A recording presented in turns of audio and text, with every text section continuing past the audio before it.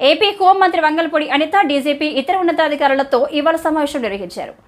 YCP ప్రభుత్వంలో police వ్యవస్థను నాశనం చేశారని, పోలీసులను కేవలం బందోబస్తుకే వాడారని పేర్కొన్నారు.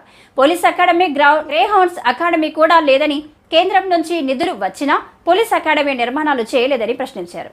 ఈ 12 రోజుల్లో చాలా అంశాలపై పరిశీలన చేశారని, నేషనల్ క్రైమ్ రికార్డుల్లో ఏపీని 3వ స్థానంలోకి తెచ్చారని అన్నారు. నేనేమంటానంటే, ఒక ఫ్రెండ్లీ పోలీస్ వాతావరణం అనేది క్రియేట్ కావాలి, ప్రజల్లో నమ్మకం ఉండాలి. 5 సంవత్సరాలుగా పోలీస్ అంటే ఒక ముద్ర పడిపోయింది. ఏదో ఆ ప్రతిపక్షాల ఇళ్ల దగ్గర కాపలా కాయడానికో, ప్రతిపక్షాల వాళ్ళని అరెస్ట్ చేయడానికో, ప్రతిపక్షాల మీద భయాందోళనకు గురి చేయడానికో తప్పించి వేరే దానికి ఉపయోగించిన పరిస్థితి కనిపించలేదు. కానీ ఇప్పుడు అలా జరిగే పరిస్థితి లేదు.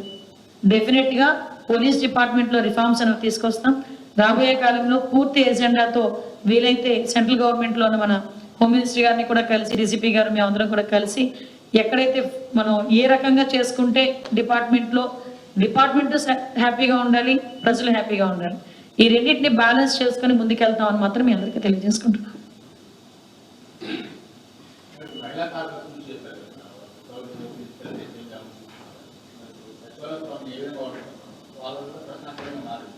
లేదండి, వాళ్ళ గురించి ఒక డెసిషన్ తీసుకుంటాము. ఎందుకంటే కొంతమంది విల్లింగ్ ఉన్నారు. విల్లింగ్ ఉన్న వాళ్ళకి నిజంగా మనకు అవసరమైతే వాళ్ళకి ట్రైన్అప్ చేయటమా, ఒక టెస్ట్ క్రియేట్ చేయటమా చేయాలి, డెఫినెట్గా చేయాలి. వాళ్ళకి ట్రైన్అప్ చేయాలి, లేకపోతే టెస్ట్ మళ్ళీ పెట్టాలి, అవన్నీ ఒక ప్రొసీజర్ ఉంటుంది.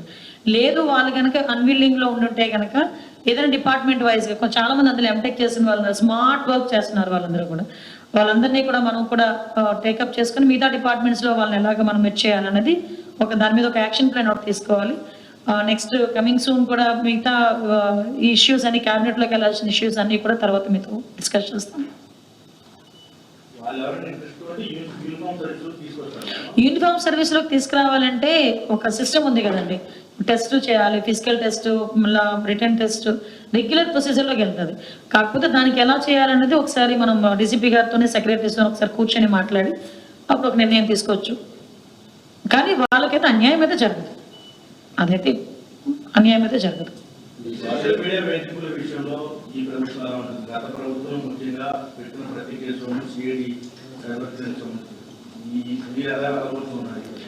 ఒకటేంటంటే నేను వన్ ఆఫ్ ద బాధితురాలని మీకు విషయం చెప్పనా, still as a home minister ఈ రోజుకి కూడా నేను సోషల్ మీడియాలో బాధితురాలని. కాకపోతే ఏదో అంటారు కదా, మనం చెప్పుకోలేం కాబట్టి కామ్గా ఊరుకోవాలి.